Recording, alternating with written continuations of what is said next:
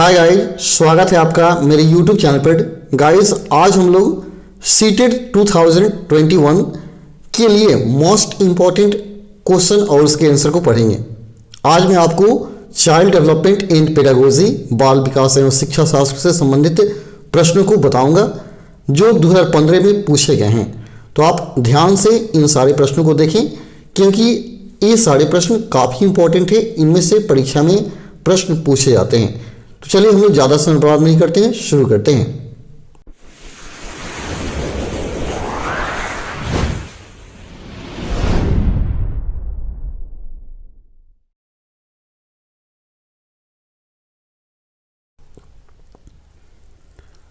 सबसे पहला प्रश्न है, निम्नलिखित में से कौन सा बच्चों के संवेगात्मक विकास के लिए सर्वाधिक उपयुक्त है? ऑप्शन ए कक्षा का प्रजातांत्रिक प्रवेश, दूसरा अध्यापकों की कोई भी सहभागिता नहीं क्योंकि यह माता पिता का कार्य है, तीसरा ऑप्शन है कक्षा का नियंत्रित परिवेश और चौथा है कक्षा का अधिकारवादी परिवेश। तो आपका आंसर हो जाएगा ऑप्शन नंबर ए, कक्षा का प्रजातांत्रिक परिवेश। आपका ऑप्शन नंबर ए सही हो जाएगा। ठीक है, अगला क्वेश्चन है, निम्नलिखित में से कौन सा एक उपयुक्त रचनात्मक आकलन कार्य नहीं है? यानी कौन उपयुक्त रचनात्मक आकलन कार्य नहीं है? ऑप्शन ए खुले अंत वाले प्रश्न, परियोजना, अवलोकन, विद्यार्थियों का योग्यता क्रम निर्धारित करना। तो आपका आंसर हो जाएगा ऑप्शन नंबर डी, विद्यार्थियों का योग्यता क्रम निर्धारित करना। यह उपयुक्त रचनात्मक आकलन कार्य नहीं है क्योंकि रचनात्मक आकलन के अंतर्गत छात्रों को खुले अंत वाले प्रश्न, परियोजना, किसी विषय वस्तु का अवलोकन करना आदि आता है, जबकि विद्यार्थियों का योग्यता क्रम निर्धारण करना मूल्यांकन कार्य के अंतर्गत आता है। अतः आपका ऑप्शन नंबर डी सही होगा। ठीक है, आप ध्यान से इसे देखें और समझें। अगला है, एक प्रभावशाली अध्यापिका होने के लिए यह महत्वपूर्ण है। एक प्रभावशाली अध्यापिका होने के लिए क्या महत्वपूर्ण है आपको बताना है।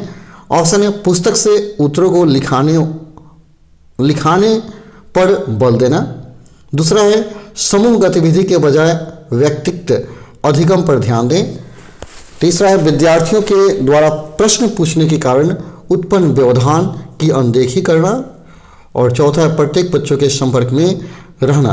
तो आपका आंसर हो जाएगा ऑप्शन नंबर डी, प्रत्येक बच्चों के संपर्क में रहना। यह सबसे उपयुक्त रीजन है। तो ऑप्शन डी आपका सही है।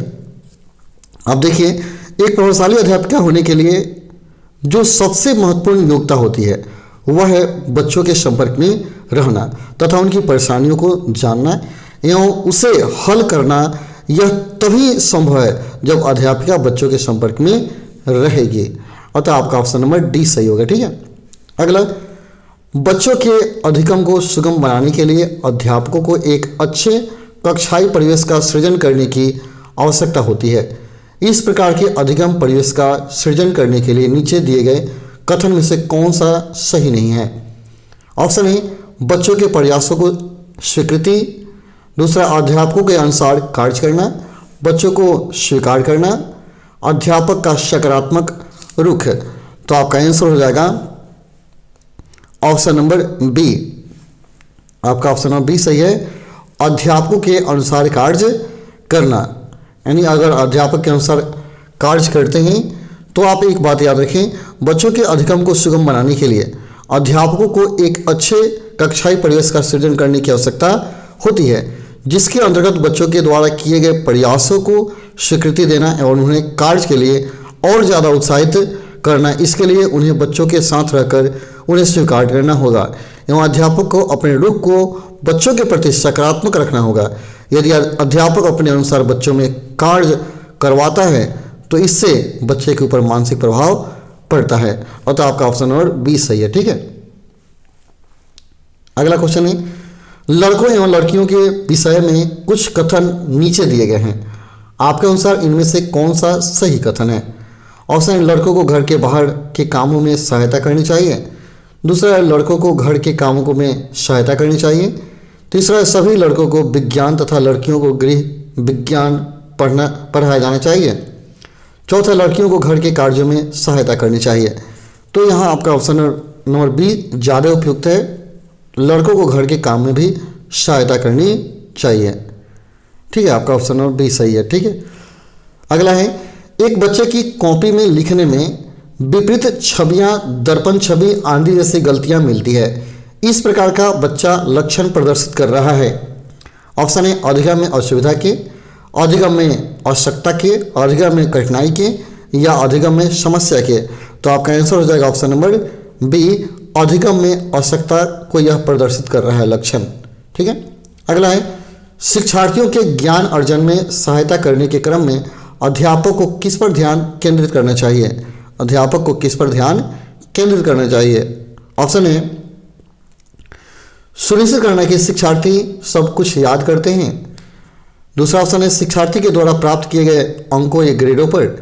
तीसरा है शिक्षार्थी को सक्रिय सहभागिता के लिए शामिल करना। और चौथा है शिक्षार्थी के द्वारा अधिगम की अवधारणाओं में कुशलता प्राप्त करना। तो आपका आंसर हो जाएगा ऑप्शन नंबर सी होगा सी, शिक्षार्थियों को सक्रिय सहभागिता के लिए शामिल करना। एक बात याद रखें, शिक्षार्थियों के ज्ञान अर्जन में सहायता करने के क्रम में अध्यापक को उनकी सक्रिय सहभागिता के लिए शामिल करना चाहिए। और तो आपका ऑप्शन नंबर सी सही है। अगला क्वेश्चन है अध्यापक के दृष्टिकोण से प्रतिभाशीलता किसका संयोजन है। अध्यापक के दृष्टिकोण से प्रतिभाशीलता किसका संयोजन है। ऑप्शन है उच्च योग्यता, उच्च सृजनात्मक, उच्च वचनबद्धता। दूसरा उच्च प्रेरणा, उच्च वचनबद्धता, उच्च क्षमता। तीसरा उच्च योग्यता, उच्च क्षमता, उच्च वचनबद्धता। चौथा उच्च क्षमता, उच्च सृजनात्मकता, उच्च स्मरण शक्ति। तो आपका आंसर हो जाएगा ऑप्शन नंबर डी, यानी सबसे पहले होनी चाहिए उच्च क्षमता, फिर उच्च सृजनात्मकता और उच्च स्मरण शक्ति। आपका ऑप्शन नंबर डी सही है। ठीक है, अगला एनसीएफ 2005 के अनुसार गलतियां इस कारण से महत्वपूर्ण होती है। एनसीएफ 2005 के अनुसार गलतियां इस कारण से महत्वपूर्ण होती है। तो याद रहे एनसीएफ 2005 जो है इसके अनुसार गलतियां इस कारण से महत्वपूर्ण होती है क्योंकि ये बच्चों के विचारों को समझने का एक तरीका उपलब्ध कराती है जिससे अवगत होकर अध्यापक उनके विचारों, भावों को निर्देशित करता है। तो इसका अनुसार ऑप्शन आपका सी होगा। ठीक है, ये बच्चों के विचार की अंतर्दृष्टि उपलब्ध कराती है तथा समाधानों को पहचानने में सहायता करती है। आपका ऑप्शन सी सही है। ठीक है, अगला आउट ऑफ द बॉक्स चिंतन किससे संबंधित है। आउट ऑफ द बॉक्स चिंतन किससे संबंधित है। ऑप्शन है अनुकूल चिंतन, दूसरा स्मृति आधारित चिंतन, तीसरा औपचारिक चिंतन, चौथा अभिसारी चिंतन। तो आपका आंसर हो जाएगा ऑप्शन नंबर सी, औपचारिक चिंतन से संबंधित है। यानी आउट ऑफ द बॉक्स चिंतन औपचारिक चिंतन से संबंधित है। इस प्रकार के चिंतन में व्यक्ति को कुछ तथ्य तो दिए होते हैं, उनमें से अपनी ओर से एक तथ्य जोड़कर निष्कर्ष निकालना होता है, अतः यह औपचारिक चिंतन है। ठीक है, अगला शिक्षण में अध्यापकों के द्वारा विद्यार्थियों का आकलन एवं अंतर्दृष्टि को विकसित करने के लिए किया जा सकता है। तो यहाँ देखिए फिर से क्वेश्चन, शिक्षण में अध्यापकों के द्वारा शिक्षार्थियों का आकलन एवं अंतर्दृष्टि को विकसित करने के लिए किया जा सकता है। तो इसके लिए याद रहे अध्यापकों द्वारा विद्यार्थियों का आकलन करना इसलिए आवश्यक है क्योंकि इसके माध्यम से अध्यापक उनकी आवश्यकता के अनुसार शिक्षण उपागम में परिवर्तन कर अपना शिक्षण कर सकता है। तो इसके अनुसार ऑप्शन सी सही होगा, शिक्षार्थियों की आवश्यकता के अनुसार शिक्षण उपागम में परिवर्तन करना। आपका ऑप्शन नंबर सी सही है। ठीक है, अगला अधिगम अनुभवों को इस प्रकार से आयोजित किया जाना चाहिए जिससे अधिगम को सार्थक बनाया जा सके। नीचे दिए गए अधिगम अनुभवों में से कौन सा बच्चों के लिए सार्थक अधिगम को सुगम नहीं बनाता है। ऑप्शन दिया है विषय वस्तु के केवल याद करने के आधार पर पुनरावृत्ति, दूसरा विषय वस्तु पर प्रश्न बनाना, प्रकरण पर परिचर्चा और वाद विवाद, और चौथा है प्रकरण पर प्रस्तुतिकरण।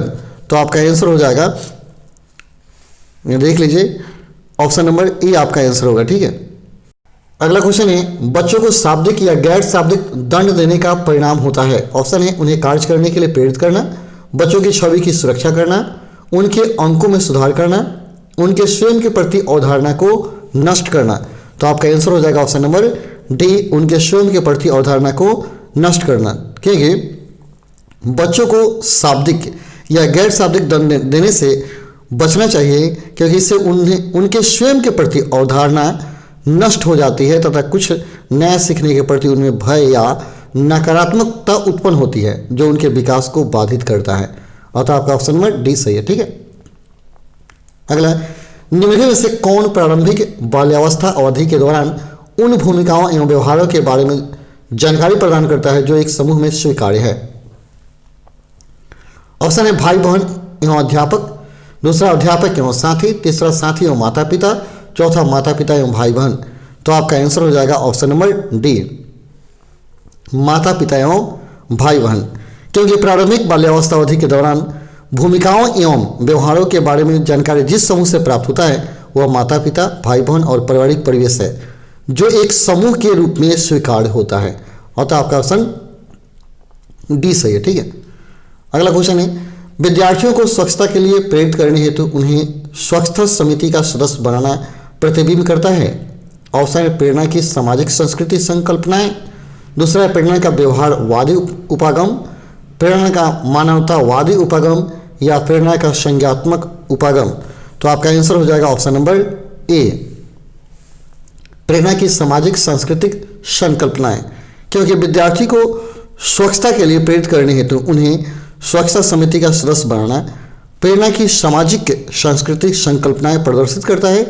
इसी प्रकार किसी भी सामाजिक सांस्कृतिक कार्य के प्रति विद्यार्थियों को प्रेरित करने के लिए उसमें उन्हें सक्रिय सहभागी बनाना चाहिए। अगर सक्रिय बनाएंगे तभी वो क्या होंगे, आगे बढ़ेंगे। अतः आपका ऑप्शन नंबर ए सही है। अगला, निम्नलिखित में से कौन सा आयु समूह परवर्ती बाल्यावस्था श्रेणी के अंतर्गत आता है?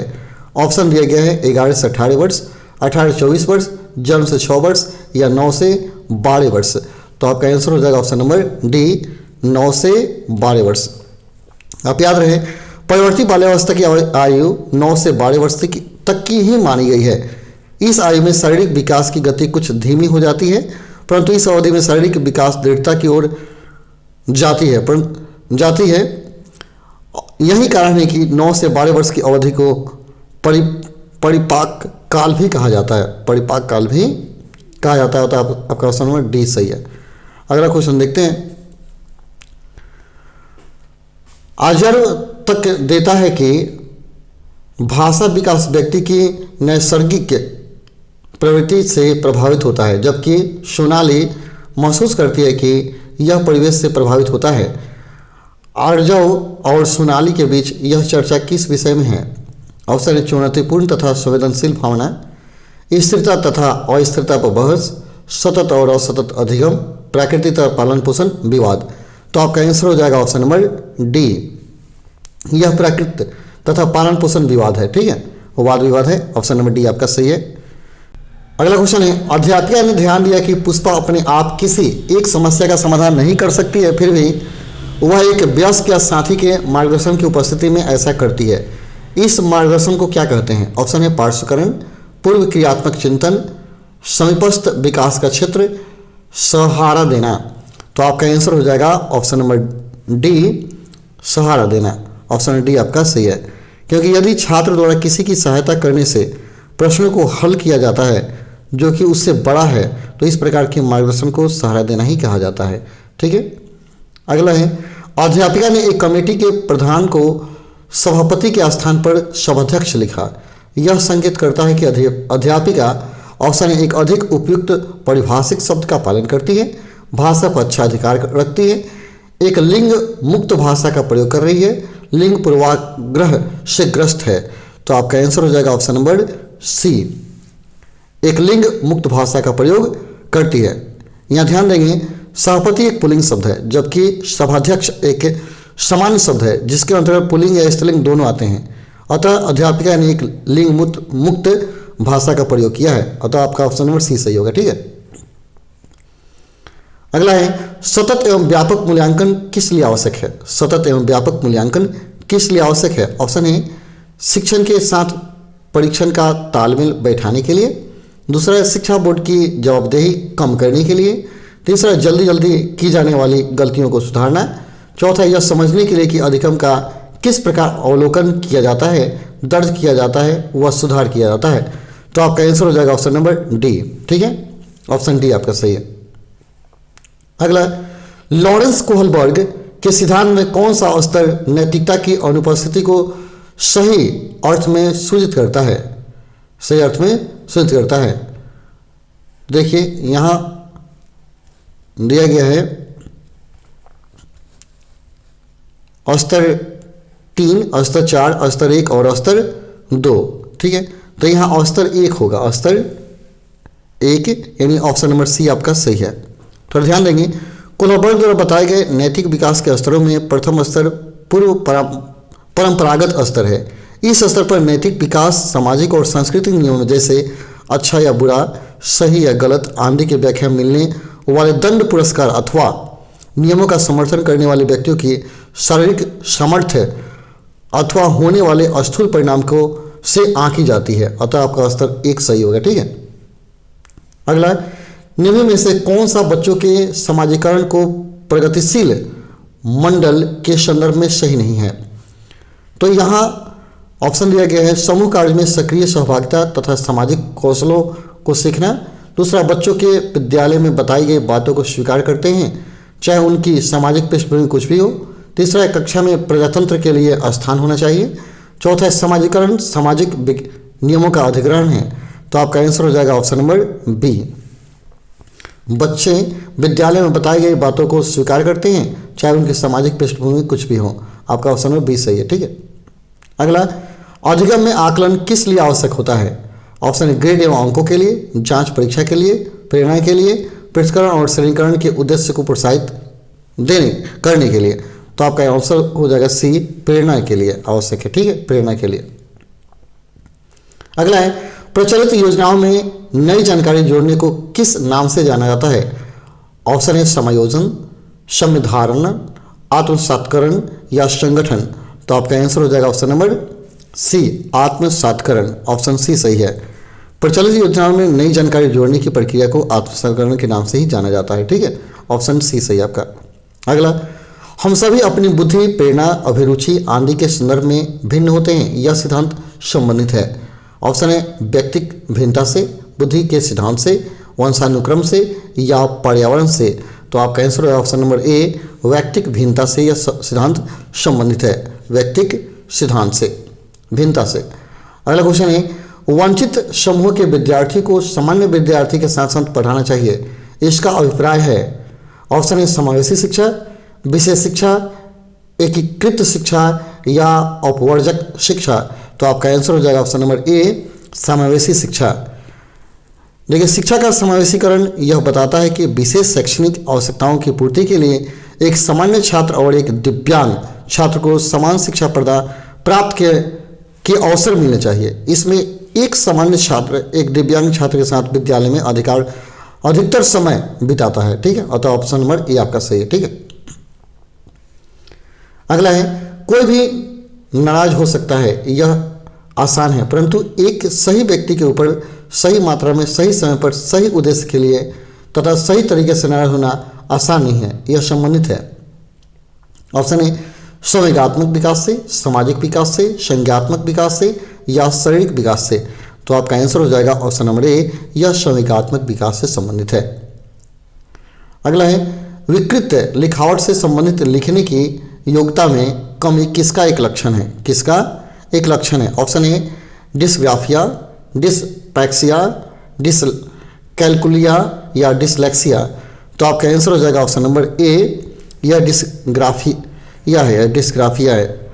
याद रहे, डिस्ग्राफिया विकृत लिखावट से संबंधित लिखने की योग्यता में कमी को प्रकट करता है, जबकि डिसलेक्सिया समन्वय विकार या को प्रदर्शित करता है और डिसकैल्कुलिया गणना विचार और डिसलेक्सिया पठन विकार से संबंधित है। ठीक, अगला, पियाजे के सिद्धांत के अनुसार निम्न में से कौन सा व्यक्ति के संज्ञात्मक विकास को प्रभावित नहीं करेगा?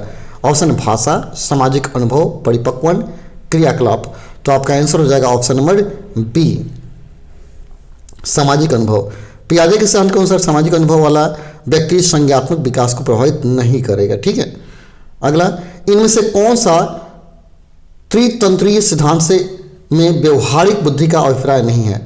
ऑप्शन है पर्यावरण का पुनर्निर्माण करना, केवल अपने विषय में व्यवहारिक रूप से विचार करना, इस प्रकार के पर्यावरण का ज्ञान चयन करना जिसमें आप सफल हो सकें, पर्यावरण के साथ अनुकूल करना। तो आपका आंसर हो जाएगा ऑप्शन नंबर बी, केवल अपने विषय में व्यवहारिक रूप से विचार करना, व्यवहारिक रूप से विचार करना। अतः आपका ऑप्शन नंबर बी सही है।